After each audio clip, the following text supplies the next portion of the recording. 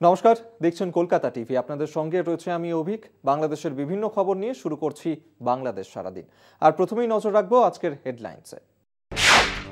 বুধবার দুপুর 12টায় জাতীয় সংসদ ভবনের শপথ কক্ষে আওয়ামী লীগের নির্বাচিত সাংসদরা শপথ নেন। শপথ বাক্য পাঠ করান একাদশ জাতীয় সংসদের স্পিকার শিরিন।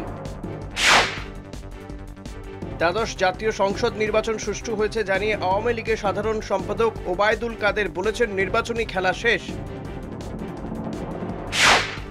9টি মামলায় বিএনপির মহাসচিব মির্জা ফখরুল ইসলাম আলমগীরকে গ্রেফতার দেখানোর আবেদন মঞ্জুর করে কারাগারের আদেশ দিয়েছেন আদালত। গত 24 ঘন্টায় বাংলাদেশে ঘটে গেছে বিভিন্ন গুরুত্বপূর্ণ ঘটনা। আর সেই সমস্ত খবর নিয়ে শুরু করছি আজকের বাংলাদেশ সারাদিন। দ্বাদশ জাতীয় সংসদ নির্বাচনে আওয়ামী লীগ থেকে নির্বাচিত সংসদ সদস্যরা শপথ নিয়েছেন। বুধবার সকাল 10টায় জাতীয় সংসদ ভবনের শপথ কক্ষে নবনির্বাচিত সংসদ সদস্যদের শপথ বাক্য পাঠ করান একাদশ জাতীয় সংসদের স্পিকার শিরিন শারমিন চৌধুরী। প্রথমে তিনি নিজেই সংসদ সদস্য হিসেবে নিজের শপথ গ্রহণ করেন। আমি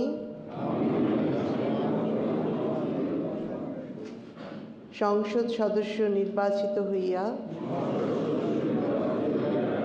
সশ্রদ্ধ চিত্তে শপথ বা দৃঢ়ভাবে ঘোষণা করিতেছি যে আমি যে কর্তব্যভার গ্রহণ করিতে যাইতেছি তাহা আইন অনুযায়ী ও বিশ্বস্ততার সহিত পালন করিব। আমি বাংলাদেশের প্রতি অকৃত্রিম বিশ্বাস ও আনুগত্য পোষণ করিব এবং সংসদ সদস্যরূপে আমার কর্তব্য পালনকে ব্যক্তিগত স্বার্থের দ্বারা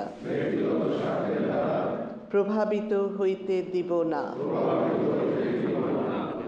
সকলকে অভিনন্দন।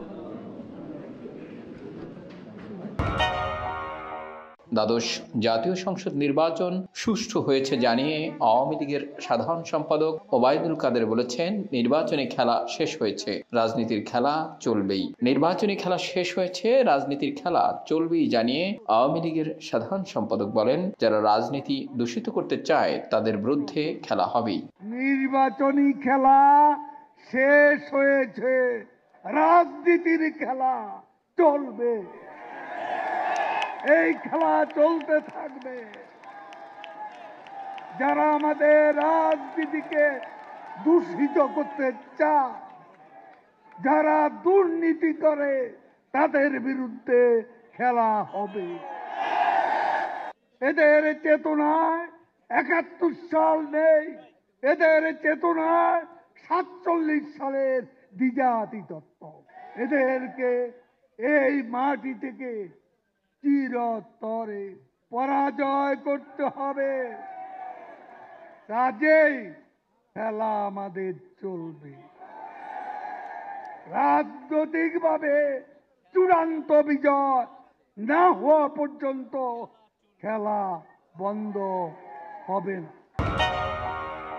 রাজধানীর রমনা ও পল্টন থানার 9টি মামলায় বিএনপির মহাসচিব মির্জা ফখরুল ইসলাম আলমগীরকে গ্রেপ্তার দেখানোর আবেদন মঞ্জুর করে কারাগারে পাঠানোর আদেশ দিয়েছেন আদালত। মামলাগুলোতে তিনি জামিন পাবেন কিনা সে বিষয়ে কাল ঢাকার অতিরিক্ত চিফ মেট্রোপলিটন ম্যাজিস্ট্রেট সুলতান সোহাগ উদ্দিনের আদালতে আদেশ দেবে। মির্জা ফখরুল ইসলাম আলমগীরকে 16 দেখানো হয়েছে এবং সেখানে আংশিক ওরা জামিন শুনানি, আসামিপক্ষ আংশিক জামিন শুনানি করেছে।